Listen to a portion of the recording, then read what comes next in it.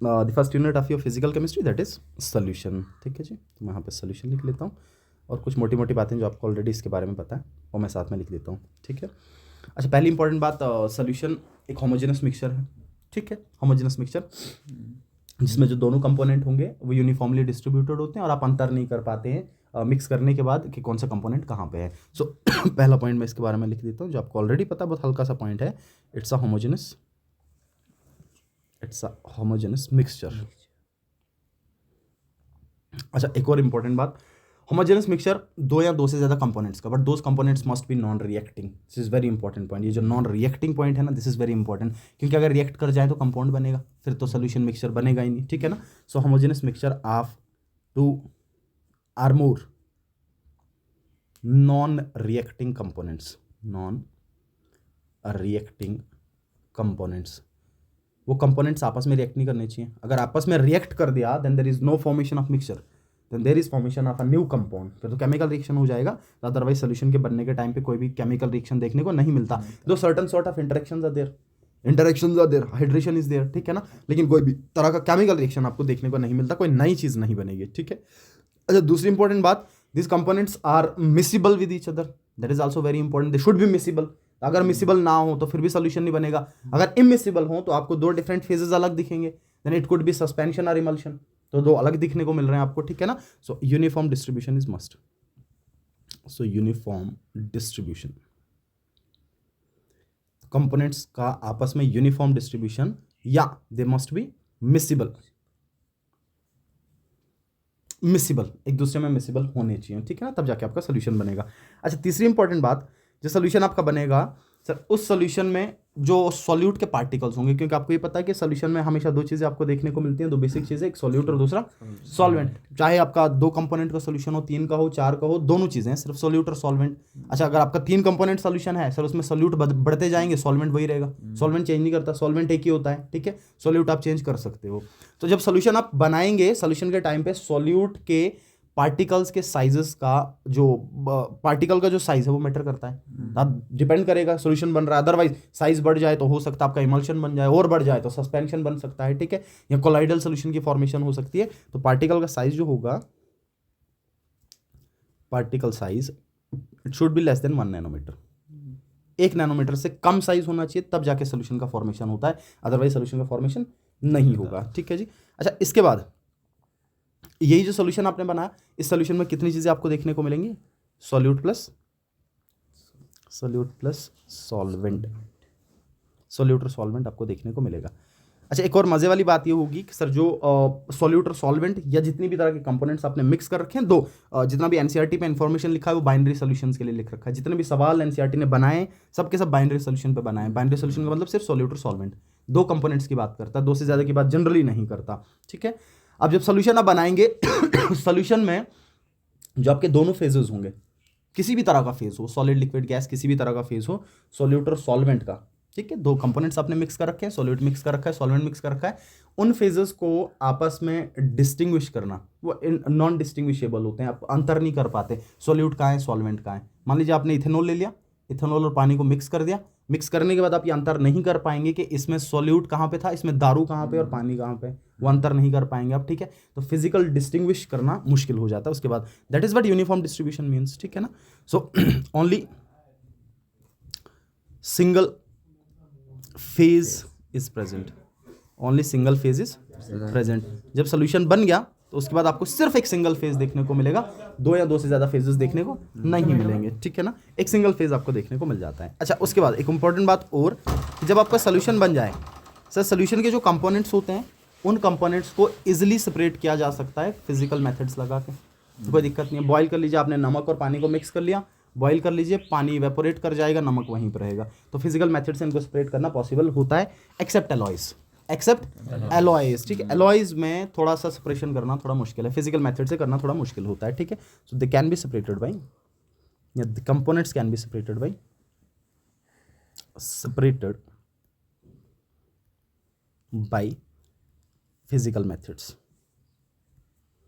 Physical methods. ठीक है, heat करने के बाद, या मान लीजिए आपने डिस्टिलेशन कर लिया, डिस्टिलेशन से भी अंतर कर पाएंगे, इसमें कोई दिक्कत नहीं है। लेकिन ये प्रक्रिया किन पे सही नहीं बैठती है, ये प्रक्रिया आपके एलॉयज पे सही नहीं बैठती है, एक्सेप्ट एलॉयज। ठीक है, कुछ खास बातें सोल्यूशन के बारे में, इसमें कोई दिक्कत नहीं है, इजिली आप ध्यान में रख सकते हो ये बातें, ठीक है। अच्छा, इससे थोड़ी और डीप बातें हम करेंगे, बट तब जब हम आगे चीज़ों को पढ़ेंगे, लाइक डेल जी में चेंज आएगा नहीं आएगा, डेल एच में चेंज आएगा नहीं आएगा, क्या डेल एस बदलेगा नहीं बदलेगा, तो डिपेंड करता है आइडियल सोल्यूशन बन रहा है, नॉन आइडियल सोल्यूशन बन रहा है, अदरवाइज चेंजेस आते हैं। So remember this, otherwise changes आते हैं। जब कभी भी सोल्यूशन बनेगा आपका डेल एस बदलेगा, इसमें कोई दिक्कत नहीं, क्योंकि दो कंपोनेंट मिक्स हो रहे हैं, ठीक है। अब उनके इंटरेक्शंस किस तरह के हैं, इंटरेक्शन बढ़ रहे हैं घट रहे हैं, उस पर डिपेंड करेगा कि बढ़ेगा या घटेगा, लेकिन डेल एस चेंज करता है, ठीक है ना। तो उसके बाद डेल जी बिल्कुल डेल जी में भी बदलाव देखने को मिल जाता है, ठीक है ना। डेल एच बिल्कुल डेल एच में भी बदलाव देखने को मिलता है, आपने आइडियल नॉन आइडियल में ये चीज़ें देखी हैं। तो एक और इंपॉर्टेंट पॉइंट मैं साइड पे लिख लेता हूं कि del G, del S and del H changes, इनमें बदलाव देखने को मिलता है, बट इट डिपेंड्स ऑन कि कौन सा टाइप का सोल्यूशन बन रहा है। अगर इंटरेक्शंस बदले तब ये बदलेगा, और अगर इंटरेक्शंस ना बदले तब इनमें बदलाव जनरली देखने को नहीं मिलता, ठीक है ना। बट स्टिल चेंजेस देखने को मिल जाते हैं, क्योंकि आइडियल सोल्यूशन बनाना वैसे भी इतना ज़्यादा पॉसिबल नहीं होता है, हमेशा सोल्यूशंस रियल बनते हैं, हमेशा जो आपके सोल्यूशंस बनेंगे वो नॉन आइडियल ही बनते हैं, ठीक है ना। अच्छा, ये आ गया आपका सोल्यूशन की कुछ बेसिक बातें। अब इसके बाद मैं लिख लेता हूँ types of solution, types of solution on the basis of components. कितने कंपोनेंट्स आपके हैं, on the basis of components, ठीक है जी। अच्छा, सोल्यूशन में कितनी तरह के कंपोनेंट हो सकते हैं सर? जनरली कंपोनेंट तो हम दो ही लेके चलते हैं, बट स्टिल दो से ज़्यादा भी हो सकते हैं, ठीक है ना। So we have 2 component solution, then we have 3 component solution, and then we can say we have multiple component solution, ठीक है। मैं कुछ इस तरीके से लिख लेता हूँ। The first one is non as binary solution, this is binary solution. Binary solution का मतलब which is a 2 component solution, only 1 solute plus solvent, ठीक है ना। बाइनरी का मतलब 2 component solutions, 2 component solution, 2 component solution. इसमें आपको देखने को मिलेगा एक सॉल्यूट प्लस सॉल्वेंट, ओके। अच्छा, इसके अलावा भी सॉल्यूशंस होते हैं, हो सकता है आपका 3 कंपोनेंट सॉल्यूशन हो, इट्स वेरी इंपॉर्टेंट, आपके प्रैक्टिकल पोर्शंस में भी ये लगते हैं, ठीक है। That is non as ternary solution, ternary solution,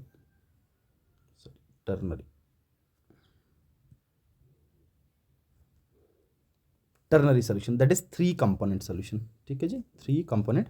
अच्छा, 3 अगर कंपोनेंट हुए तो बताइए उसमें क्या क्या देखने को मिलेगा सर? सॉल्वेंट हमेशा एक होगा, ध्यान में रखिएगा, सॉल्वेंट हमेशा एक, तो मतलब सॉल्यूट दो होंगे। आपने पानी लिया ग्लास में, उसमें नमक भी डाल दिया, उसमें चीनी भी डाल दी, बन गया 3 कंपोनेंट सॉल्यूशन, ठीक है ना। तो इसका मतलब एक सॉल्वेंट प्लस साथ में 2 सॉल्यूट आपको देखने को मिल जाएंगे, ठीक है। सॉल्वेंट चेंज नहीं होता, सॉल्वेंट हमेशा एक ही होता है। अच्छा, इसके बाद हो सकता है आपके पास मल्टी कंपोनेंट सॉल्यूशन हो, बिल्कुल ऐसे भी बनते हैं प्रैक्टिकल्स में, जिनको आप क्वाटरनरी सॉल्यूशंस पढ़ते हैं, या मल्टी कंपोनेंट सॉल्यूशन में लिख लेता हूँ, ठीक है। अगर उससे ज़्यादा भी चलेगा तो मैं मल्टी कंपोनेंट सॉल्यूशन लिख लेता हूँ, मल्टी कंपोनेंट सॉल्यूशंस, ठीक। अब समझ जाएंगे कि 3 से ज़्यादा जब होंगे तब ऐसा हो जाएगा, ठीक है। अच्छा, उसके बाद अगर सॉल्वेंट पानी हो, then such solutions are called aqueous solutions, और अगर सॉल्वेंट पानी ना हो, then such solutions are called non aqueous solutions, ठीक है। ये भी हल्की सी बात है, आप इसलिए इस बात को समझ सकते हैं, ठीक है जी। अच्छा, इसमें इंपॉर्टेंट बात ये आती है कि सर सॉल्यूशंस के टाइप्स सॉल्वेंट सिस्टम की बेसिस पे, जिसमें नीट 2025 में सवाल भी था, ठीक है ना। है ये हल्की सी बात, बट सवाल यहाँ से बना था। तो अब types of solutions on the basis of solvent system, types of solutions on the basis of solvent system, solvent system की बेसिस पे, ये इंपॉर्टेंट है, आपको एग्जांपल्स ध्यान में रखनी पड़ेंगे इसके, ठीक है। अच्छा जी सर, आपका जो सॉल्वेंट है that could be solid, liquid और गैस, ठीक है ना। सॉल्वेंट आपका सॉलिड भी हो सकता है, लिक्विड भी हो सकता है, और गैस भी हो सकता है, और उस बेसिस पे आप सॉल्यूट को बदलेंगे तो सॉल्यूट 3 तरह के वापस बदले जा सकते हैं। सॉल्यूट फिर से सॉलिड भी हो सकता है, लिक्विड भी और गैस भी। कुल मिला के आपके जो सॉल्यूशंस बनेंगे वो बनेंगे 9 तरह के। कितनी तरह के सॉल्यूशंस बन सकते हैं? 9 तरह के सॉल्यूशंस बन सकते हैं। This is very very important, ठीक है जी, देखिएगा ध्यान से। पहली तरह का सॉल्यूशन मैं बना लेता हूँ, सो कॉल्ड सॉलिड सॉल्यूशंस। सो पहला मैं लिख लेता हूँ सॉलिड सॉल्यूशंस। अच्छा, एक और मज़े वाली बात जो सॉल्यूशन में आपको ध्यान में रखनी है वो ये है कि सर हमेशा जो सॉल्वेंट की मात्रा होगी वो ज़्यादा होगी, ये हमेशा होगा, ठीक है ना। सॉल्वेंट की कॉन्सेंट्रेशन हमेशा ज़्यादा होगी, दो दिखने में आपको लगे ना लगे, पढ़ने में आपको लगे ना लगे, लेकिन उसके जो मोल्स होंगे वो हमेशा ज्यादा होंगे एज कम्पेयर टू सॉल्यूट। हाँ, अगर दोनों के बराबर हो जाए फिर इक्विमोलर मिक्सचर बनता है, फिर क्या बनता है, और ऐसा भी होता है, पॉसिबली ऐसा भी होता है इक्विमोलर मिक्सचर। लेकिन अगर आप जिसको आप सॉल्यूट मान के चल रहे थे, मान लीजिए उसके मोल्स बढ़ जाएं तो सॉल्वेंट की तरह बिहेव कर जाएगा। आप उसको सॉल्वेंट रखेंगे, हमेशा सॉल्वेंट के मोल ज्यादा आपको देखने को मिलेंगे एज कम्पेयर टू सॉल्यूट। और जो सोल्यूशन का फेज होगा, जो सोल्यूशन का आइडेंटिटी होगा, वो सॉल्वेंट से होता है, सॉल्यूट से नहीं होता। सोल्यूशन दिखेगा किसकी तरह, सोल्यूशन दिखता है सॉल्वेंट की तरह, ये ध्यान में रखिएगा। अगर सॉल्वेंट सॉलिड में है तो सोल्यूशन सॉलिड दिखेगा, अगर सॉल्वेंट लिक्विड में है तो सोल्यूशन लिक्विड दिखेगा, और अगर सॉल्वेंट गैस में है तो सोल्यूशन गैस में ही दिखेगा। ठीक है, तो इसका मतलब जो सोल्यूशन की पहचान होगी, सोल्यूशन की आइडेंटिटी होगी, वो सॉल्वेंट से होती है। दिखता कैसा है वो, सॉल्वेंट की तरह। किसकी तरह दिखेगा, सॉल्वेंट की तरह। जो सॉल्वेंट का फेज वही फेज सोल्यूशन का, आपको वही मोटा फेज देखने को मिलेगा। सॉल्यूट की मात्रा बहुत कम है, वो देखने को आपको मिलेगा नहीं, वैसे भी यूनिफॉर्मली डिस्ट्रीब्यूटेड होता है। ठीक है, तो पहला मैंने लिख दिया सॉलिड सॉल्यूशंस। सॉलिड सॉल्यूशंस का मतलब ऐसे सॉल्यूशंस जिनमें सॉल्वेंट सॉलिड होगा, इसलिए नाम किस बेसिस पे पड़ा है, सॉल्वेंट के नाम पे। ठीक है ना, तो यहां पे लिख लेता हूं मैं सॉल्यूट, यहां पे लिख लेता हूं मैं सॉल्वेंट, यहां पे लिख लेता हूं जी मैं सॉल्यूशन। ठीक है, और आगे इनके कुछ एग्जांपल्स लिख लेते हैं। ठीक है, यहाँ पे इनके एग्जांपल्स लिख लेते हैं, वेरी इंपॉर्टेंट। अच्छा, पहला नंबर 1, अब मुझे पता है अगर मैंने सॉलिड सॉल्यूशंस की बात की तो इसका मतलब हर बारी सर एक चीज़ तो फिक्स है कि सॉल्वेंट फिक्स है, और सॉल्वेंट हर बारी क्या चल रहा है, सॉलिड सॉलिड और सॉलिड। ठीक है, तभी तो आपके सॉलिड सॉल्यूशंस बनेंगे। अच्छा, इस टाइम पे आपका जो सॉल्यूट है वो क्या हो सकता है sir, it could B solid, could be liquid, it could B gas. 3 तरह के सॉल्यूशंस बनेंगे। पहला सॉल्यूशन बनेगा सॉलिड इन सॉलिड सॉल्यूशन, दूसरा बनेगा liquid in solid solution. Solute का नाम हमेशा पहले लिया जाता है, सॉल्वेंट का बाद में लिया जाता है। और थर्ड बनेगा gas in solid solution, gas in ठीक है, यहाँ पे लिखने की जरूरत नहीं है मेरे को, आप लिख भी सकते हैं solid in solid, solid in solid solution, then we have liquid in solid solution, and then we have gas in solid solution. अब इंपॉर्टेंट बात यह है कि इनके एग्जांपल्स याद रखे जाएं, और एग्जांपल आप कैसे याद रखोगे, लॉजिकली याद रखना। ठीक है ना, सोच के याद रखना, अदरवाइज ये भूल जाएंगे। देखिएगा ध्यान से, सॉलिड और सॉलिड। अब इमेजिन कीजिए कि आपने क्या कर रखा है सर, सॉल्यूट भी सॉलिड है और सॉल्वेंट भी सॉलिड है, और दिखेगा सॉलिड की तरह। ये दिखने वाला मामला ध्यान में रखना, दिखेगा किसकी तरह, सॉलिड की तरह। तो इसका मतलब कहीं ना कहीं 2 सॉलिड्स को मिक्स किया गया है, और 2 सॉलिड्स को मिक्स करने का सबसे बेहतरीन एग्जांपल एलॉयज में आता है। किस में आता है, एलॉयज सबसे अच्छा एग्जांपल एलॉय आपका आता है। ठीक है, तो यहाँ पे बनेंगे आपके एलॉयज। ठीक है ना, brass, bronze, tin, German silver, German gun, कितनी सारी हैं। तो ये सब के सब आपके किस में आते हैं, सॉलिड सॉलिड सॉल्यूशंस में। ठीक है, क्योंकि इनमें मिक्स करने वाले जो 2 कंपोनेंट्स होते हैं वो किस में होते हैं, सॉलिड में ही होते हैं, दोनों के दोनों सॉलिड में। ठीक है, या इससे अच्छा एग्जांपल इसका देखने को मिलेगा आपको गोल्ड। गोल्ड अगर प्योर ना हो तो मान लीजिए 22 कैरेट का, 18 कैरेट का, उसमें कॉपर मिक्स होता है। ठीक है ना, सो copper in gold, copper in gold. ठीक है ना, this is solid in solid type, solid in solid type, very important. ठीक है, हल्की एग्जांपल है बट ध्यान में रखना आप इसको। अच्छा, उसके बाद लिक्विड इन सॉलिड। अब ऐसा सोचिए कि आपको सॉलिड की तरह दिख रहा है लेकिन उसके अंदर लिक्विड प्रेजेंट है। दिख किसकी तरह रहा आपको, सॉलिड की तरह, लेकिन उसके अंदर क्या प्रेजेंट है, लिक्विड प्रेजेंट है। इसका एक अच्छा एग्जांपल हमने लास्ट टाइम भी पढ़ा, जब हमने इलेक्ट्रोकेमिस्ट्री पढ़ा था, कोरोजन में रस्ट पढ़ा था हमने। रस्ट इज अ सॉलिड जिसमें हाइड्रेटेड फॉर्म में वो प्रेजेंट होता है। ठीक है, तो रस्ट एक अच्छा एग्जांपल इसमें देखने को मिलेगा। तो मैं रस्ट लिख लेता हूँ, या रस्ट ना लिख के मैं ऐसा भी लिख सकता हूँ, hydrated salts like CuSO4.5 times H2O, FeSO4.7 times H2O। ठीक है, जितनी भी तरह के आपके विड्रोल आते हैं, सो हाइड्रेटेड सॉल्ट्स, हाइड्रेटेड सॉल्ट्स। ठीक है, और एक अच्छा एग्जांपल जो एनसीईआरटी इसमें लिखता है वो है एमलगम। एमलगम क्योंकि मर्करी के साथ, मर्करी लिक्विड फॉर्म में होता है, आपको पता है। मर्करी के साथ किसी मेटल को मिक्स कर दीजिए, रिएक्शन नहीं होता है, ध्यान दीजिएगा, रिएक्शन नहीं होता वहां पे। ठीक है, एमलगम्स बनते हैं। क्या बनते हैं, एमलगम। तो मैं लिख लेता हूँ NaHg, that is sodium amalgam. आप समझ जाएंगे। ठीक है ना, NaHg सोडियम एमलगम। मर्करी को किसी मेटल के साथ जोड़ दीजिए, एमलगमेटेड चीजें आपके पास बनेंगी। वो भी किसका एग्जांपल आ जाता है, लिक्विड इन सॉलिड का, लिक्विड इन सॉलिड का। ठीक है, then we have gas in solid. अब ऐसा सोच के चलिए कि आपके पास सॉलिड है लेकिन उसके अंदर गैस प्रेजेंट आपको देखने को मिलेगा। इसका बढ़िया एग्जांपल आपको देखने को मिलता है जब आप हाइड्रोजनेशन में कैटलिस्ट यूज करते हैं, पीटी, और उस पीटी में से H2 निकलता है, क्योंकि H2 को स्टोर करने के लिए पीटी का यूज किया जाता है। उनमें कैविटीज जो होती है उसमें हाइड्रोजन स्टोर होता है, तो गैस एड्जॉर्ब्ड इन बड़े बड़े मेटल्स की कैविटीज में। तो मैं लिख लेता हूँ H2 इन PD, H2 इन PD या PT। ठीक है, ये बहुत बढ़िया एग्जांपल आपको देखने को मिलता है गैस इन सॉलिड का। ठीक है, मैं फिर बता, इन सब में सबसे इंपॉर्टेंट चीज एग्जांपल है, और एग्जांपल पे ही सवाल आया था। सॉलिड इन सॉलिड, एलॉयज या कॉपर इन गोल्ड। ठीक है, liquid in solid, liquid in solid, इसका मतलब ऐसे सॉल्ट्स, ऐसे हाइड्रेटेड सॉल्ट्स जिनके अंदर वाटर प्रेजेंट होगा, है तो सॉलिड फॉर्म है लेकिन उनके अंदर वाटर प्रेजेंट होता है। ठीक है, अच्छा then gas in solid, hydrogen gas in PT या पीडी कैटलिस्ट में, ठीक है।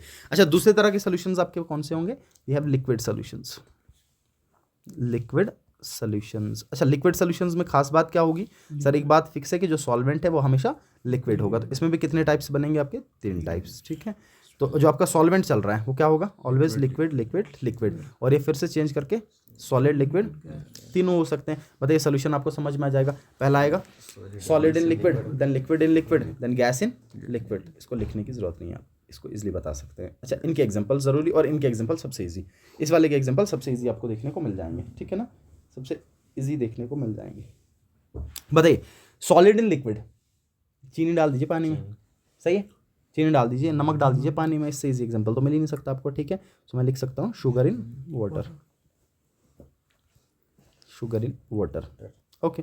लिक्विड लिक्विड दोनों, दारू पानी, इससे अच्छा एग्जांपल क्या ही मिलेगा, ठीक है ना, ethanol plus water, ethanol in water, इससे अच्छा एग्जांपल नहीं मिल सकता। दारू में पानी होता है तो वो नहीं है।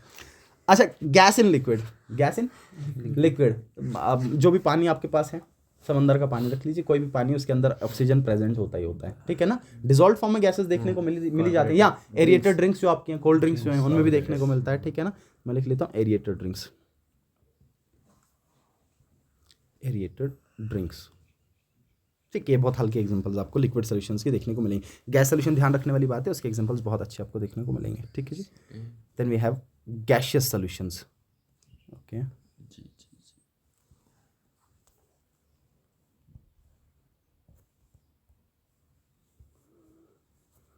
अच्छा जी, गैसियस सॉल्यूशन में so one thing is fix that we have gas as solvent, gas as solvent and gas as solvent, और इसके बाद सॉल्यूट आपका क्या हो सकता है, again we have solid liquid and gas, ठीक। इस तरह का सॉल्यूशन आपको पता कैसे बनेंगे, इसमें कोई दिक्कत नहीं है, ठीक है।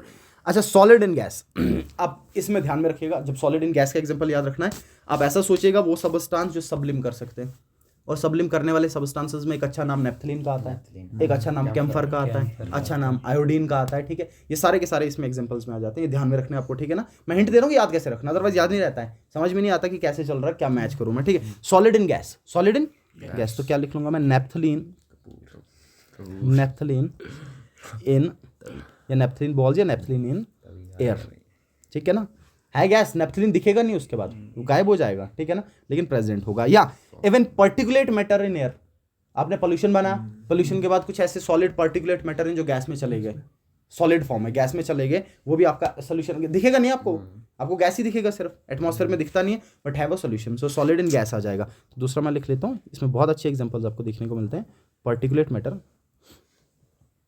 पर्टिकुलेट मैटर इन एयर,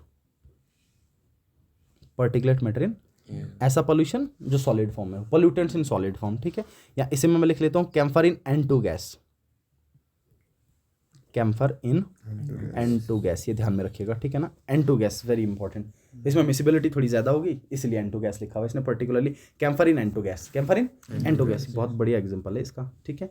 अच्छा दूसरा आ गया liquid in, liquid in gas, liquid in, अब आप ऐसा सोचिए कि गैशियस फॉर्म में, लेकिन उसके अंदर आपको लिक्विड देखने को मिल जाए, तब ऐसा फॉर्म सोचिएगा, ध्यान दीजिएगा, आप मूवीज में भी देखा होगा आपने, कैम्फर, ये क्लोरोफॉर्म, रुमाल पे डाल दिया, बेहोश कर दिया, ठीक है ना, वो लिक्विड फॉर्म में होता है, किस फॉर्म में, लेकिन गैस में मिसिबल होता है, गैस में मिसिबल होता है। तो इसका अच्छा एग्जांपल आपको देखने को मिलता है क्लोरोफॉर्म इन N2 गैस, पर्टिकुलरली क्लोरोफॉर्म इन N2 गैस।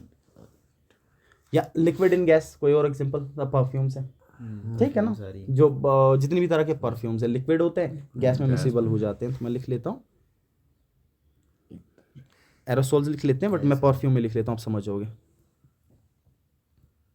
ठीक है। परफ्यूम्स बढ़िया एग्जांपल देखने को मिलता है, ये सबसे इजी, गैस इन गैस, ठीक है ना, O2 N2 को मिक्स कर दीजिए, ये किन्हीं भी गैसेस को, वैसे भी गैसेस आपस में नॉन रिएक्टिंग ही होती हैं जब तक एक पर्टिकुलर टेम्परेचर और प्रेशर प्रोवाइड ना किया जाए, तो ये हमेशा सोल्यूशन बनाना प्रेफर करते हैं, ठीक है। तो ये आपके कौन से सोल्यूशंस, 9 तरह के सोल्यूशंस, कितनी तरह के, 9 तरह के solutions based on their solvent systems, based on their solvent systems, ठीक है। अच्छा अब इन सोल्यूशंस में जो कंपोनेंट आपका सॉल्यूट प्रेजेंट है उसकी मात्रा को पता करना, उसकी क्वांटिटी को पता करना, उसकी कॉन्सेंट्रेशन को पता करना, इसके लिए यूज किए जाते हैं कॉन्सेंट्रेशन टर्म्स। क्या यूज किए जाते हैं, कॉन्सेंट्रेशन टर्म्स यूज किए जाते हैं, ये सबसे इंपॉर्टेंट। अब सो कॉन्सेंट्रेशन टर्म्स। कॉन्सेंट्रेशन टर्म किसके लिए यूज करेंगे? Not only for the solute but generally solute के लिए ही ये यूज करते हैं, लेकिन अगर आपको सोल्यूट का पता चल गया तो आप सॉल्वेंट की बात भी कर सकते हैं फिर। तो क्वांटिटी पता करना किस चीज का? कंपोनेंट्स का सॉल्यूशन के अंदर, ठीक है। तो इसका मतलब it's a type of quantitative analysis, मैं ऐसा लिख लेता हूँ, it's a type of quantitative analysis, ठीक है। कंपोनेंट्स के क्वांटिटीज का पता करना, राइट। डायरेक्टली मैं 1 by 1 पे आ जाता हूँ, आपको ये चीज़ें ऑलरेडी थोड़ा थोड़ा ध्यान में है। First one is mass percentage, mass percentage, ठीक है जी। So mass percentage is sir mass of component upon total mass of solution multiply by 100। जैसे परसेंटेज निकलता है बस मास की टर्म्स में वैसे निकालना है आपको, ठीक है। So this is equal to, बहुत ईजी है इसलिए मैं शॉर्टकट में लिख रहा हूँ, ऐसे लाइक डेफिनेशन की फॉर्म में लिख रहा हूँ, ऐसे टाइम वेस्ट करेगा, ठीक है ना। तो मास of component upon total mass of solution upon total mass of solution multiply by 100, multiply by 100, ये आ गया आपका मास परसेंटेज। बस इसमें दो चीज़ें आपको ध्यान में रखनी जो एनसीईआरटी ने लिखी हैं, ठीक है। पहली बात क्या आपके सवाल में जब भी डेटा दिया होगा तो डेटा में जो मास परसेंटेज है मेंशन किया होता है W/W फॉर्म में। सो इसको रिप्रेजेंट करने का तरीका पता होना चाहिए आपको, ठीक है ना। So it is represented as W/W, ठीक है। इसका मतलब ऊपर भी वेट है और नीचे भी वेट है, ऊपर भी मास है और नीचे भी मास है, which is nothing but mass percentage, ठीक है। इस तरीके से इसको रिप्रेजेंट करते हैं और सवालों में परसेंटेज की फॉर्म में साथ में W/W लिख के देता है। तो मान लीजिए मैं एग्जांपल देख के चलूँ, एग्जांपल मैंने लिख दिया, let's say we have 10% W/W of NaCl in water, मैंने ऐसा लिख दिया, ठीक है। ऐसे एक बात आपको क्लियर होनी चाहिए कि जब कभी भी परसेंटेज में W/W लिख के दे रखा है तो वो ग्राम्स में भी सेम ही आता है। सर इसका मतलब ये कि 10 ग्राम NaCl और 90 ग्राम पानी, सो दैट परसेंटेज में टोटल 100 ग्राम चले, ठीक है ना। तो ध्यान में रखना आपको, इसके क्या मतलब समझ में आ रहा है। इसका मतलब 10 ग्राम NaCl होगा और जो बची हुई मात्रा है 100 में से वो सॉल्वेंट की होगी, इसका मतलब 90 ग्राम पानी होगा, सो दैट कि आपका जो टोटल सोल्यूशन हो वो 100 ग्राम का हो। कितने का हो? 100 ग्राम का टोटल सोल्यूशन, ठीक है। इसका मतलब ये एक और बात बताता हूँ, मैं एक और जबरदस्त बात बताऊँ, सवालों में कैसे अप्लाई करना है इसको, एनसीईआरटी के सवाल में कैसे अप्लाई होता है वो मैं साथ में बता देता हूँ। जब कभी भी सवाल में परसेंटेज मेंशन है, मास परसेंटेज मेंशन है और सॉल्वेंट का मास उस टाइम पे मेंशन नहीं होता, ये ध्यान में रखिएगा। जब कभी भी सवाल में परसेंटेज मास परसेंटेज मेंशन किया हो उस टाइम पे सॉल्वेंट का मास मेंशन नहीं होता। अंडरस्टूड होता है वो 100 ग्राम चल रहा है, कितना कम चल रहा है, वो अंडरस्टूड होता है। परसेंटेज देख के समझ में आ जाता है कि ये जितने भी ग्राम होगा कुछ भी कर लीजिए, सॉल्वेंट उसमें 100 में से माइनस करने के बाद सोल्यूशन 100 ग्राम ही बनेगा हमेशा। तो जब कभी भी दिया होगा सॉल्वेंट का मास मेंशन नहीं किया होता, ठीक है ना। कुछ चीज़ें फिक्स होती हैं, ये कुछ चीज़ें फिक्स होंगी जो आपको ध्यान में रखनी है, ठीक है। इसके बाद एक और इंपॉर्टेंट बात जो आप याद रखेंगे नोट करके, that is 3.62% of sodium hypochloride. This is very important, star लगा रहा हूँ इस पर, this is very very important. 3.62% W/W, 3.62% W/W of sodium hypochlorite, sodium hypochlorite is used in commercial bleaching, is used in commercial bleaching, commercial bleaching. This is nothing but a bleaching agent. This sodium hypochlorite is nothing but a bleaching agent. NaOCl पढ़ते हैं इसको, ठीक है ना। Sodium hypochlorite is NaOCl, sodium hypochlorite. Sodium hypochlorite का इतने ग्राम 3.62 ग्राम पानी में मिक्स किया जाए और पानी कितना लिया जाए, तो पानी कितना लिया जाए 100 में से जितना बचेगा ये माइनस करने के बाद तो आपके पास एक सोल्यूशन तैयार होगा और उस सोल्यूशन का यूज किया जाता है ब्लीचिंग के लिए। किसके लिए? ब्लीचिंग के लिए, ब्लीचिंग के लिए, ब्लीचिंग के लिए यूज करें कलर्ड चीज़ों को कलरलेस करने के लिए। तो अदरवाइज ब्लीचिंग से बच्चे को ये भी समझ में आता है कि ब्राउन कलर के बाल कर दिया, ऐसे वैसे कर दिया, वो अलग चीज़ है। अदरवाइज ब्लीचिंग का मतलब होता है कलर्ड चीज़ों को कलरलेस में कन्वर्ट करना, ठीक है ना। उसमें किसका यूज हो जाता है? Sodium hypochloride, very important, sodium hypochloride. और कितनी मात्रा में? 3.6% W/W, 3.6% W/, ये याद रखिएगा, ठीक है ना। NaOCl का यूज किया जाता है ब्लीचिंग, कमर्शियल ब्लीचिंग में। किसमें? कमर्शियल ब्लीचिंग में, ठीक है जी। कमर्शियल ब्लीचिंग में इसका यूज किया जाता है, बहुत इंपॉर्टेंट बात। ये आ गया आपका मास परसेंटेज, ओके। अच्छा सेकेंड में लिख लेता हूँ इसी में, परसेंटेज में we have volume percentage,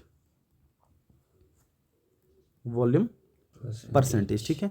volume percentage का मैं रिप्रेजेंटेशन साथ में लिख के चल रहा हूँ, ऑब्वियस है V/V होगा, ठीक है ना। तो this is equal to the volume of component, it could be solute or solvent, divided by the volume of solution, total volume of solution multiply by 100, ठीक है ना. So this is equal to volume of component upon volume of solution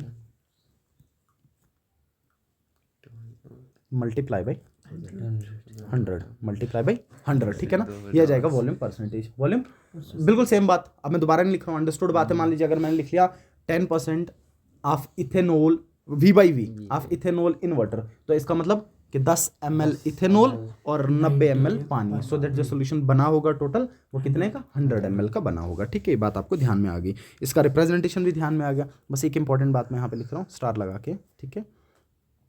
36.6% कितना 36.6% V by V of ethylene glycol, of ethylene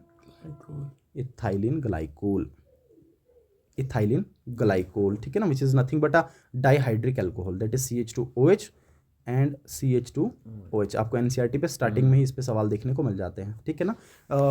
36.6% V by V of ethylene glycol is used as coolant. It is used as anti-freeze agents in automobiles. It is used as anti-freeze agent, ठीक है ना. Is used as anti-freeze agent, anti-freeze agent, या इसको coolant भी पढ़ते हैं आप, ठीक है. दैट इज वाई जो फ्लूइड्स गाड़ी में होते हैं सर्दियों में जमते नहीं है, इसकी वजह से, क्योंकि फ्रीजिंग पॉइंट को डिप्रेस कर देता है, ठीक है. वो लेटर ऑन आपने देखना भी है डिटेल में. इसका परसेंटेज याद रखना बहुत जरूरी है, और किस में वो याद रखना जरूरी है. 36.6% V by V में, V by ऊपर क्या था सोडियम, ये बात याद रखने वाली है, अदरवाइज तो ये इजी बातें हैं, वो तो बच्चा 11th में भी पढ़ लेता है. अच्छा ऊपर वाला था कितना 3.62%, किसका सोडियम हाइपोक्लोराइड का, कहाँ पे यूज होता है कमर्शियल ब्लीचिंग में. और इथाइलिन ग्लाइकोल का कितना V by V 36.6% V by V of ethylene glycol is used as antifreeze agent, is used as या कूलिंग एजेंट, या कूलेंट की तरह भी इसको यूज करते हैं, ठीक है. ये आ गया आपका वॉल्यूम परसेंटेज, ठीक है. थर्ड आपके पास आता है मास बाई वॉल्यूम परसेंटेज, ठीक है जी. Third is mass by volume, mass by volume, that is W by V लिखेंगे, सही है ना. सो W by V लिख देंगे. इसका मतलब ऊपर वाला मास और निचले वाला वॉल्यूम, सही है. तो सीधी सीधी बात है, that is mass of component upon volume of solution, mass of component upon volume of solution, volume of solution multiply by 100, ठीक है ना. मल्टीप्लाई बाय 100 कर दिया. अच्छा इंपॉर्टेंट बात मैं लिख लेता हूँ इसके बारे में, फिर से स्टार लगा के. ये जो आपका कॉन्सेंट्रेशन टर्म है मास बाय वॉल्यूम, ये फार्मास्यूटिकल इंडस्ट्रीज में यूज होता है. ये आप पढ़ेंगे जब मेडिकल कॉलेज में जाएंगे, ये वापस पढ़ना आपने. मेडिकल इवन मेरे को लगता है फर्स्ट सेमेस्टर में इन्वॉल्व होता है शायद MBBS के कॉन्सेंट्रेशन टर्म्स, फिर से पढ़नी पड़ती हैं क्योंकि दवाइयों में ये लगती हैं, दवाइयों में लगती हैं ये, ठीक है ना. इसका रोल आपको देखने को मिलता है फार्मास्यूटिकल इंडस्ट्रीज में, ड्रग इंडस्ट्री में. कहाँ पे ड्रग इंडस्ट्री में, ठीक है ना. फार्मास्यूटिकल इंडस्ट्रीज में, फार्मास्यूटिकल इंडस्ट्री में, ठीक है जी. ड्रग इंडस्ट्री में, ड्रग्स बनाने में इसका अच्छा खासा रोल आपको देखने को मिलता है. ये हल्की हल्की बातें हैं, इसमें कोई दिक्कत नहीं है, ठीक है. इसके बाद मुझे बताइए फोर्थ टर्म कौन सा आता है आपका, मोल फ्रैक्शन, ठीक है ना. Mole fraction, mole which is represented by काई, राइट. काई से रिप्रेजेंट कर देते हैं इसको, सही है ना. कुछ इस तरीके से काई लिखते हैं इसको, CHI पढ़ने में चाई भी आता है बट काई पढ़ते हैं इसको, ठीक है. अच्छा मोल फ्रैक्शन किसके बराबर, अब सर फ्रैक्शन चल रहा है तो मल्टीप्लाई बाय 100 तो भूल जाइए, फ्रैक्शन चल रहा है. कंपोनेंट का मोल, जिस भी कंपोनेंट की आप बात करें, सॉल्यूट हो या सॉल्वेंट हो, डिवाइडेड बाय सॉल्यूशन के total mole, divided by solution के टोटल मोल. तो हल्की सी बात है. So this is equal two moles of component, moles of component upon total moles of solution, upon total moles of solution. सवाल में मोल ना दिए हो तो आपको कैलकुलेट करने पड़ते हैं, और कैलकुलेट करते हैं आप given mass by molar mass लगा के, ठीक है ना. So moles of component upon moles of solution, ठीक है. अब जो रिप्रेजेंटेशन मैं यहाँ दिखाऊंगा पूरे चैप्टर में मैं वैसे ही लेके चलूंगा, अदरवाइज रिप्रेजेंटेशन अपने तरीके से होता है, लेकिन जिस तरीके से मैं चल रहा हूँ मैं पूरे चैप्टर में वैसे ही चलूंगा. मैं हमेशा A को सॉल्वेंट मान के चलूंगा और B को सॉल्यूट मान के चलूंगा, अदरवाइज रिप्रेजेंटेशन अपने तरीके से होता है, इसमें कोई दिक्कत नहीं है, ठीक है ना. तो मैं क्या लिखूंगा, मान लीजिए मैंने एक सोल्यूशन बनाया, और बाइनरी सॉल्यूशंस की हमेशा हम बात करेंगे, और मोस्ट ऑफ द एप्लीकेशंस जो आपकी हैं वो बाइनरी सॉल्यूशंस में ही अप्लाई होती हैं. इवन जितनी भी चीज़ें आप इसमें पढ़ेंगे वो बाइनरी सॉल्यूशंस पे ज़्यादा फिट बैठती हैं, ठीक है ना. बाइनरी की ही बात करेंगे. अच्छा एक मैंने लिख लिया कि it consist of a solute B, solute रख दिया मैंने B, और सॉल्वेंट रख दिया मैंने ए, सॉल्वेंट रख दिया जी मैंने A. Now let's say the moles of solute are NB and the moles of solvent are Na, N से मोल्स लिख लेंगे, ठीक है ना। The total moles of solution are Na plus NB, total moles किसके बराबर, total moles is equal to Na plus NB, यहाँ जाएंगे टोटल मोल्स, ठीक है ना। Now let's get to the mole fraction of component B। So mole fraction of component B will be equal two moles of B upon total moles of solution. So moles of B कितना sir, mole of B बराबर अपने पास NB के बराबर divided by total moles of solution कितना, Na plus, बहुत अच्छे, Na plus NB, सही है ना, Na प्लस NB, बहुत इजी सी बात, ठीक है। अगले में आइए, बताइए मोल फ्रैक्शन ऑफ कंपोनेंट A कितना, nothing but moles of A upon total moles, moles of A कितना Na के बराबर, टोटल मोल्स किसके बराबर Na प्लस, बहुत अच्छे, Na प्लस NB के बराबर, ठीक है ना। And sum of mole fraction is always equal to 1, fraction में हमेशा 1 होता है, परसेंटेज में हमेशा 100 के बराबर, और मोल फ्रैक्शन में हमेशा या फ्रैक्शन में हमेशा 1 के बराबर, ठीक है। तो इसका मतलब नोट करके मैं लिख सकता हूँ दैट इज काई ए प्लस या काई सी, काई डी, काई कितने भी हों, कितने भी कंपोनेंट्स हों, इससे फर्क नहीं पड़ता, फ्रैक्शन हमेशा 1 के बराबर, फ्रैक्शन हमेशा 1 के बराबर, चाहे कंपोनेंट 2 हो, चाहे कंपोनेंट 2 से ज्यादा हो, फ्रैक्शन हमेशा 1 के बराबर, ठीक है। इसका मतलब अगर एक का मोल फ्रैक्शन आपने निकाल लिया, दूसरे का निकालना इजी है, 1 में से माइनस कर दीजिए, ये सीधी सीधी बात है, ठीक है ना। एक का निकल गया तो दूसरे 1 में से माइनस, लेकिन तब जब बाइनरी कंपोनेंट हो, जब बाइनरी सोल्यूशन बने, ठीक है ना, एक का निकाल के 2 में से माइनस कर सकते हैं हम, ठीक है जी। अच्छा मुझे बताइए एक और मजे वाली बात, क्या इसका कोई यूनिट आपको देखने को मिलेगा, नहीं सर, फ्रैक्शन है, और वैसे भी जो रिलेटिव टर्म्स होते हैं उनके कोई यूनिट्स नहीं होते हैं, ठीक है। तो ये जो मोल फ्रैक्शन है ये कैसा है, यूनिटलेस, यूनिटलेस, डायमेंशनलेस, ठीक है ना, इसका कोई यूनिट आपको देखने को नहीं मिलता, ये बहुत इंपॉर्टेंट बात, ठीक है। और क्योंकि इसमें कोई वॉल्यूम इंक्लूड नहीं है तो इसका मतलब ये होगा कि टेम्परेचर के साथ वैरी करने की भी कोई दिक्कत नहीं है इसकी, ठीक है ना। सो ये क्या होगा, temperature independent, temperature independent, temperature independent आपको ये टर्म देखने को मिल जाती है, ठीक है। इसके बाद इंपॉर्टेंट टर्म आपको क्या देखने को मिलेगी इसके बाद वाली, वी हैव मोलैरिटी, चलो पढ़ लेते हैं, ठीक है। So we have molarity, molarity भी आपको पता है, ठीक है, बहुत हल्की सी बातें हैं, ठीक है, 11th में भी पढ़ता है बच्चा। So molarity is sir per unit solution के वॉल्यूम में कितने सोल्यूट के मोल्स होंगे, that is molarity. Molarity is nothing but moles of solute, ये बार बार याद रखिएगा, molarity is nothing but moles of solute, molarity is nothing but moles of, लेकिन कितने में, per unit volume of solution में, per unit volume of solution में, ठीक है। मान लीजिए कमरा है आपका पूरा का पूरा, इस कमरे में आपने पानी भर के रखा हुआ है, सॉल्वेंट भर के रखा हुआ है, और इसको छोटे छोटे कंपोनेंट्स में डिवाइड कर लिया, मान लीजिए 10 लीटर पानी था, पर लीटर पानी में कितने सोल्यूट के मोल्स होंगे, दैट इज मोलैरिटी। और वही पर यूनिट वॉल्यूम में जो मोल से आयन बनेंगे उसकी वजह से कितना कंडक्टांस होगा, दैट इज कापा, वो हमने वहां पे भी पढ़ रखा था, ठीक है ना, दोनों टर्म्स आपस में रिलेटेड है। और साथ में आपने जब लैम्डा पढ़ा तो वहां पे भी मोलैरिटी आपको देखने को मिल रहा था। So molarity is equal to number of moles of solute, number of moles of solute upon volume of solution in liters, upon a volume of solution in liters, बहुत इंपॉर्टेंट बात, ठीक है। अच्छा मुझे बताइए इसी मोलैरिटी को मैं ऐसे लिख लेता हूँ, m is equal to number of mole solute के किसके बराबर, given mass of solute upon molar mass of solute, ठीक है ना। गिवन मास को मैं W से लिख लेता हूँ, अब क्योंकि मैं इसको B से रिप्रेजेंट कर रहा हूँ तो मैं B से लिख के चलता हूँ हमेशा, ठीक है ना। सो WB upon MB, what is WB, given mass of solute upon what is MB, molar mass of solute, into volume divide में चल रहा है हमेशा तो डिवाइड में लिख लेता हूँ V इन लीटर्स, V इन लीटर्स, लीटर्स में चल रहा हूँ, ठीक है ना। लेकिन कभी कभार या मेजोरिटी में सवाल ऐसे होते हैं या सोल्यूशन ऐसे बनाए जाते हैं जो ml में हो, हमेशा मेजोरिटी में सोल्यूशन ml में बनाए जाते हैं, ठीक है ना। तो उस टाइम पे आपको क्या करना है, इस लीटर में अगर ml में दिया है तो लीटर में कन्वर्ट करना पड़ेगा। ml को लीटर में कैसे कन्वर्ट करें, 1000 से डिवाइड करके, 1000 से, ये बहुत इंपॉर्टेंट बात, ठीक है ना। अगर ml में दिया है और आपको लीटर में कन्वर्ट करना है, आपको 1000 से डिवाइड करना पड़ेगा, लेकिन जैसे ही 1000 नीचे आएगा ऊपर चढ़ जाएगा, ये ध्यान में, अदरवाइज ऊपर नहीं लिखते उसको, ऊपर नहीं है, मामला ये कि उसको डिवाइड करना है, क्योंकि ml में दिया आपको लीटर में कन्वर्ट करना है, करना तो डिवाइड है, लेकिन सर वो रेसिप्रोकल के नीचे रेसिप्रोकल आके ऊपर चला जाता है, ये बात ध्यान में रखना। अदरवाइज बच्चा क्या करता है, डायरेक्टली फॉर्मूला लिखता है लेकिन उसको पता नहीं होता कि डिवाइड था या ऊपर था, सीधा ऊपर याद रख लेता है, ठीक है ना।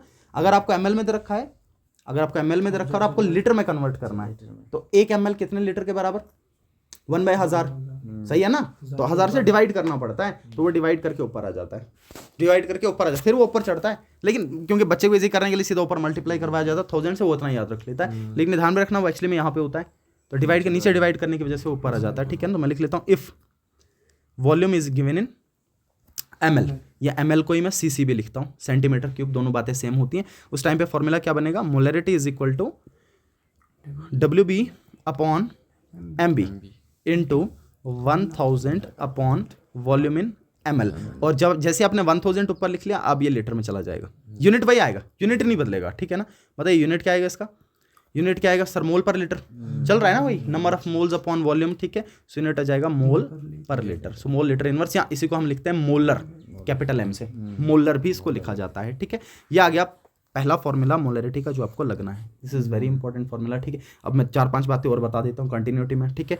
एक बात ये, दूसरी इंपॉर्टेंट बात सर, ये जो मोलरिटी है, क्योंकि मोलरिटी में वॉल्यूम इन्वॉल्व है, तो आपको ये पता है कि टेम्परेचर के साथ वेरी करेगा। एक बात आपको ये भी पता है, ठीक है ना। सो मैं लिख लेता हूँ molarity is a function of temperature, मैं ऐसा लिख लेता हूँ, molarity is a function of temperature. Very करता है, और कैसे वेरी करता है आपको ये भी पता है, वॉल्यूम इनवर्सली प्रोपोर्शनल है। Sir if there is increase in temperature there is increase in volume always, kinetic energy increases, molecule दूर दूर जाएगा, ठीक है, एंड द मोलरिटी डिक्रीजेस। तो इसका मतलब अगर टेम्परेचर इंक्रीज करेगा तो मोलरिटी डिक्रीज करेगा, ठीक है। इसलिए आप प्रेफर नहीं करते मोलर सोल्यूशंस बनाना। अगर आपने टाइट्रेशन करना है, कोई एक्सपेरिमेंट करना है, आपने ताज़ा ताज़ा बनाया तो बढ़िया है, लेकिन अगर एक दिन के बाद एक्सपेरिमेंट करना और सोल्यूशन बना के रखा, रात को टेम्परेचर गिर गया, मोलरिटी बदल गया, तो वो प्रेफर्ड नहीं होगा, प्रेफर्ड नहीं। उस टाइम पे मोलर सोल्यूशन प्रेफर नहीं होते, मोलल सोल्यूशन ज़्यादा प्रेफर्ड होते हैं, ठीक है। अच्छा, इसके बाद ये वॉल्यूम्स में कन्वर्जन, वैसे तो आपको ये पता है, ये जो आपके वॉल्यूम्स वगैरह आ रहे हैं, आपको पता होगा that 1 litre is equal to 1 decimetre cube, units आपको पता होंगे, ठीक है ना। या 1 metre is equal to 10⁻³ litres, metre cube ज़्यादा बड़ा यूनिट होता है 1 metre cube as compare to litre, as compare to, ध्यान में रखिएगा, ठीक है। 1 मीटर क्यूब में 1000 लीटर, 1 मीटर क्यूब में 1000 लीटर हो जाता है, ठीक है ना। Then 1 cc is equal to 1 ml, 1 ml, and 1 litre is equal to 1000 ml। Similarly 1 litre is equal to 1000 cc। Similarly 1 decimetre cube is equal to 1000 cc। तो मैं लिख लेता हूँ 1 decimetre cube is equal to 10⁻³ cc, ठीक है, इस तरीके से। या 1 cc इज इक्वल टू, जरा ऐसे बता दीजिए मेरे को, 1 cc, 1 cc में कितना लीटर, 1/1000 लीटर, उल्टा कर लेंगे ना, सही, तो उल्टा करके भी चल सकते हैं, इसमें कोई दिक्कत नहीं है। तो जरूरी नहीं, कभी कभार लीटर या ml दे रखा हो सकता है cc में लिखा हो, लिखता है एनसीईआरटी में बहुत सारे सवालों में ऐसा, डेसीमीटर क्यूब में लिख लेगा, मीटर क्यूब में लिख लेगा, बात पता होनी चाहिए, ठीक है। एक और इंपॉर्टेंट बात सर, कुछ सोल्यूशंस ऐसे होते हैं जिनका मोलरिटी फिक्स होता है, वो आपको सवाल पढ़ते ही समझ में आ जाएगा, ठीक है। से मान लीजिए आपको बोल दिया कि एक डेसीमोलर सोल्यूशन बना रखा है, कैसा सोल्यूशन, डेसीमोलर, ठीक है। तो डेसीमोलर सोल्यूशन का मतलब, ठीक है, ओके। तो मान लीजिए मैं पहला लिख लूँ, या सेमी लिख लेता हूँ मैं, सबसे पहले इजी हो जाएगा, semi molar solution, semi molar solution है, कुछ सोल्यूशन जिनका मोलरिटी फिक्स होता है, ठीक है ना। सेमी मोलर का मतलब, सेमी का मतलब आधा, ठीक है ना, सेमी का मतलब आधा, इसका मतलब m/2, एंड m/2 इज 0.5, हाँ 0.5, ठीक है ना। सेमी मोलर सोल्यूशन के बाद मान लीजिए मैं लिख लेता हूँ आपका डेसीमोलर, डेसी मतलब 1 पॉइंट, 0.1, ठीक है ना। तो डेसीमोलर सोल्यूशन, डेसीमोलर सोल्यूशन, इसका मतलब 0.1 मोलर, 0.1 मोलर, ठीक है। 1/10, 1/10 वही 0.1 भी आ जाता है, ठीक है। देन इसके बाद मैं लिख लेता हूँ लेट्स से सेंटीमोलर, सेंटी का मतलब 100, centimolar solution. So 1/100 that is equal to 0.01 molar, ठीक है। Millimolar, milli molar solution divide by 1000 कर लीजिए, दैट इज 0.001 मोलर, ठीक है ना। इससे नीचे भी होते हैं, लेकिन वो हो जाते हैं फिर वेरी वेरी डाइल्यूट सोल्यूशन होते हैं। जैसे आपने पीएच में पढ़े लास्ट टाइम, आपको पीएच कैलकुलेट करने को बोलेगा और बोलेगा हाइड्रोजन आयन का कॉन्सेंट्रेशन 10⁻⁷ था। एक सवाल आपके एनसीईआरटी पे लास्ट टाइम, HCl की जो मात्रा दे रखी थी, HCl का जो कॉन्सेंट्रेशन दे रखा था 10⁻⁷ दे रखा था या -8 दे रखा था, या इवन इससे ऊपर भी चला जाए उसका आंसर सीधा 6.9 आता है। आप कुछ भी कर लीजिए, क्योंकि उस टाइम पे वाटर की मात्रा भी देखनी पड़ती है, वाटर से आने वाला H पॉजिटिव जो 10⁻⁷ होता है वो भी देखना पड़ता है, ठीक है। ये आगे आपके मोलर सोल्यूशंस, ठीक है। इसके बाद 1-2 इक्वेशंस और मैं लिख लेता हूँ मोलरिटी में, मुझे बताइएगा मोलरिटी इक्वेशंस, मोलरिटी इक्वेशंस, ठीक है। मोलरिटी के बहुत बढ़िया इक्वेशंस हैं ये, बहुत बड़े, मैं वो सारी चीज़ें बता रहा हूँ जो लगनी है, इससे बाहर सवाल नहीं बनते हैं, ठीक है ना। सारे रिलेशन बता रहा हूँ, कभी कभार डायरेक्ट भी लग जाता है। अच्छा, मोलरिटी इक्वेशन में पहला लिख लेता हूँ मैं dilution equation, dilution. Sir dilution equation का मतलब आपके पास एक सोल्यूशन था, आपने क्या कर दिया, डाइल्यूट कर दिया, जैसे डाइल्यूट कर दिया वॉल्यूम चेंज हो गया, जैसे वॉल्यूम चेंज हो गया मोलैरिटी बदल गया। मोलैरिटी कितना चेंज हुआ, कितना आया चेंज होने के बाद, that can be calculated as m1v1 is equal to m2v2, m1v1 is equal to m2, this is called dilution equation, dilution equation, ठीक है। या इन टर्म्स ऑफ मोल अगर आप पता करना चाहें तो हम मोल भी इन्वॉल्व करके ये लिख सकते हैं, that is m1v1 upon n1 is equal to m2v2 upon n2, याद रखिएगा, बहुत इंपॉर्टेंट, ठीक है। और ये दूसरी वाला इक्वेशन है, इससे जेई में ज़्यादा सवाल आते हैं और नीट में कम सवाल घुमाता है, बट स्टिल याद रख लीजिएगा, ठीक है ना। अच्छा, सेकंड आपका है रिजल्टेंट सोल्यूशन, रिजल्टेंट सोल्यूशन, एक सोल्यूशन जिसका मोलैरिटी m1 वॉल्यूम v1, दूसरा सोल्यूशन जिसका मोलैरिटी m2 वॉल्यूम v2, दोनों को मिक्स करके, दोनों का मिक्स करने के बाद अब आइडियली मान के चल रहे हैं तो वॉल्यूम v3, आइडियली मान के चलिएगा, अदरवाइज ये अप्लाई नहीं होगा, तो volume v3 which is equal to v1 plus v2, तो उसका मोलैरिटी m3, तो उसको कैलकुलेट करने का फॉर्मूला आ जाएगा आपका m1v1 plus m2v2 is equal to m3v3। ये मान लीजिए चार सोल्यूशंस मिक्स कर लिए, फिर क्या बनेगा सर, सेम होगा, m1v1 plus m2v2 plus m3v3 is equal to m4v4, कुछ भी हो जाए, तो m3 निकालना है तो v3 डिवाइड में, और v3 बराबर होगा v1 प्लस v2, आइडियली मान के चल रहे हैं तो दोनों को प्लस करेंगे, दोनों को क्या कर देंगे, प्लस कर देंगे, ठीक है। अच्छा, ये चीज़ बताइए मेरे को, अब रिलेशन बिटवीन, डायरेक्ट बता रहा हूँ मैं, सवाल फंस जाए इजिली कर सकते हो, ठीक है ना। Relation between molarity and mole fraction, molarity and mole fraction, otherwise ये करना पड़ेगा कि मोल फ्रैक्शन से पहले मोल निकालना पड़ेगा, फिर जाके कहीं पुट करना पड़ेगा, ठीक है ना। लेकिन ये फॉर्मूला आप डायरेक्टली अप्लाई कर सकते हैं तब जब डेंसिटी दिया हो, इंपॉर्टेंट रिमेंबर दिस, तब जब डेंसिटी दिया हो, जब डेंसिटी ना दिया हो तो आपको फिर सॉल्व करना पड़ेगा, ठीक है ना। Molarity is equal to 1000 into density into mole fraction of solute, एक मोलैरिटी और मोलैलिटी वाला भी होता है, that is 1000 into molarity upon 1000 into density minus m into M B, एक वो भी होता है, ठीक है ना। डायरेक्ट सवाल भी उस पर बनते हैं, 11th में भी आता है वो, 11th में भी लिखा होता है, ठीक है। Divided by, sorry this is not solution, this is solute, मैंने सॉल्यूट बोला लेकिन लिखा solution, solute. Then we have chi B M B plus chi A M A, बताइए क्या है ये, 1000 डेंसिटी समझ में आ गया, mole fraction of solute, then divide में mole fraction of solute into molar mass of solute plus mole fraction of solvent into molar mass of solvent, into molar mass of solvent, ठीक है। अगर आप molarity निकालना चाहें और mole fraction दे रखा हो, उस टाइम पे डायरेक्ट फॉर्मूला अप्लाई कर सकते हैं, अदरवाइज आप जैसे कन्वेंशनली चलना चाह रहे हैं वैसे भी होता है सवाल, पूरी चीज़ें सवाल में ऐड करके वैसे भी सवाल हो जाता है, ठीक है ना। ये आ गया आपका मोलैरिटी वर्सेस मोल फ्रैक्शन।